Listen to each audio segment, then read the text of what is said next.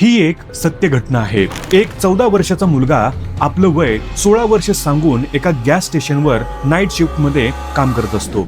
एक दिवस पोलीस त्याला पकडतात कारण त्याने आपले वय चुकीचे सांगितले होते। त्याला कोर्टात न्यायाधीशांसमोर हजर केलं जातं आणि त्याच्यावर लेबर ऍक्ट अंतर्गत कारवाई करण्याचा प्रस्ताव ठेवला जातो। जेव्हा न्यायाधीश त्या मुलाला विचारतात, बाळा तू असं का केलंस, तेव्हा तो मुलगा आपली गोष्ट सांगतो।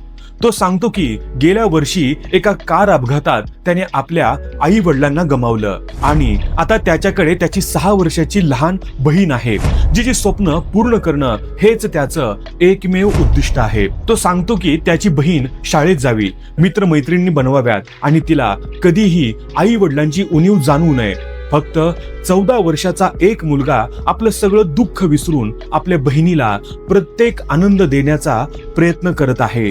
जेव्हा न्यायाधीश हे ऐकतात तेही भावुक होतात आणि म्हणतात की एका मुलाने जबाबदाऱ्यांमुळे हा निर्णय घेतला आहे आणि गेल्या 1 वर्षापासून तो आपल्या बहिणीच्या प्रत्येक गरजा पूर्ण करत आहे।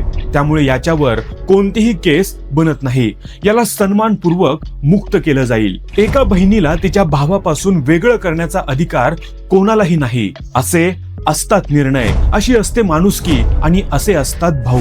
याबद्दल तुम्हाला काय वाटतं ते नक्की सांगा। धन्यवाद।